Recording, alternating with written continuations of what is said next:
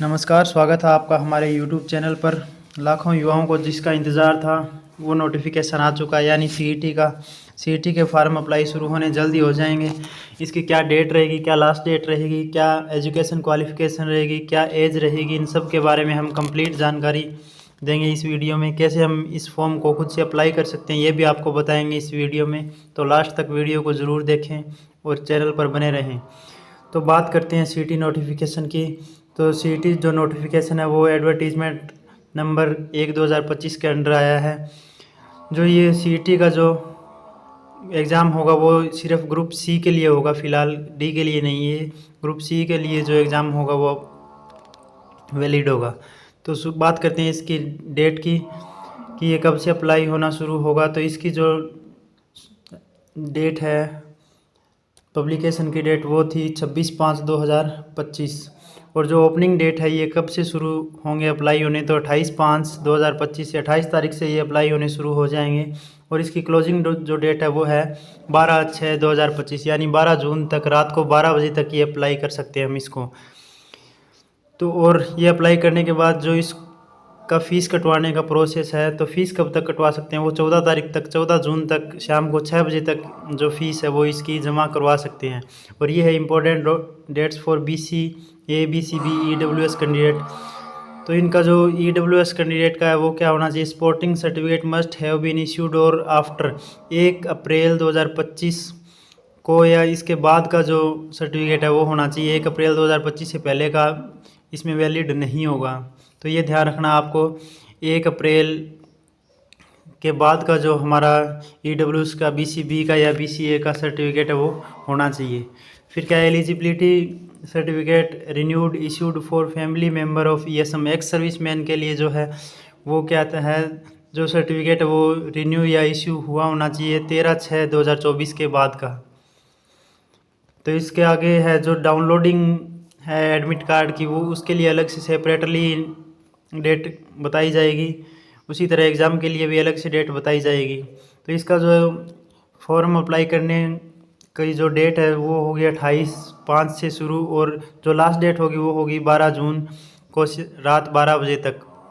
और जो फीस है इसकी वो हम जमा करा सकते हैं 14 तारीख तक। तो आगे बात करते हैं इसकी रजिस्ट्रेशन प्रोसेस की। रजिस्ट्रेशन प्रोसेस क्या होगा, तो ये जो वन टाइम रजिस्ट्रेशन की साइट थी, वन टाइम रजिस्ट्रेशन जो हमने पहले किया था पहले सीईटी के लिए, उसी साइट पे जाके इसने लिख रखा कि अगर आपने सीईटी 2022 जो हुआ था उसमें रजिस्ट्रेशन कर रखा है तो वही सीईटी रजिस्ट्रेशन इसके लिए भी मान्य होगा। और जो नए कैंडिडेट है उनको एक नया रेफरेंस आईडी दिया जाएगा जो उनके फ्यूचर में भी काम आएगा। तो वन टाइम रजिस्ट्रेशन 2022 में जिसने किया था उनका रजिस्ट्रेशन नंबर सेम रहेगा, उसी रजिस्ट्रेशन नंबर से वो अप्लाई कर सकते हैं इस साइट पे जाके। तो इसके बाद आते हैं मिनिमम इसेंशियल क्वालिफ़िकेशन की। तो इस एग्ज़ाम देने के लिए हमारे पास क्वालिफ़िकेशन क्या होनी चाहिए, तो क्या होनी चाहिए, मिनिमम एजुकेशन शैल बी +2 और इक्विवेलेंट। तो 12वीं पास या इसके समकक्ष कुछ होना चाहिए। तो कम से कम 12वीं पास होना चाहिए एग्ज़ाम देने के लिए।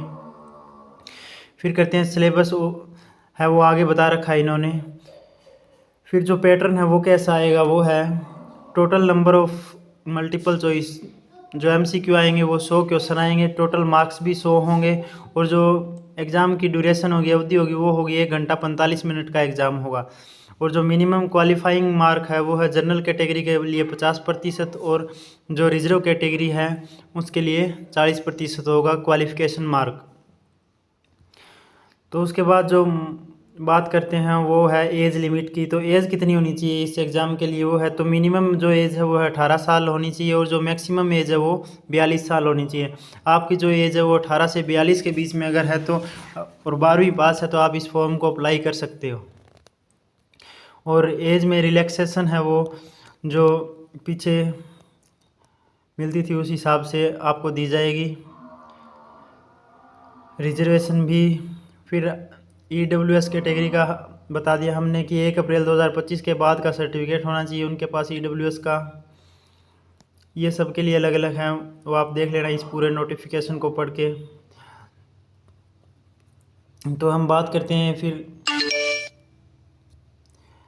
सीईटी की एग्ज़ाम की फ़ीस की जब फॉर्म अप्लाई करते हैं तो फ़ीस कितनी होगी।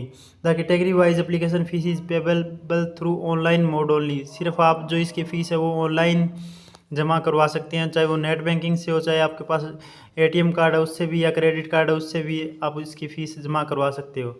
N application who deposit the fee time registration shall be entitled appear once the CET however applicant who want to appear और फीस वंस पेड। ये जो भी है सारा इस नोटिफिकेशन में दिया हुआ है, ये देख लेना। हम चलते हैं लास्ट में इसके। तो क्या क्या डॉक्यूमेंट्स चाहिए इस फॉर्म को अप्लाई करने के लिए, हमें क्या क्या डॉक्यूमेंट्स चाहिए। हमें scanned copy of minimum educational, सबसे पहले तो जो जितनी भी हमारी क्वालिफ़िकेशन है, हमारा सिग्नेचर है, हमारी फ़ोटो, उसको स्कैन कर लेना है। और स्कैन करने किसकी स्कैन कॉपी चाहिए हमें, एक तो मिनिमम एजुकेशन क्वालिफ़िकेशन की यानी +2 के जो डीएमसी है उसकी फ़ोटो कॉपी।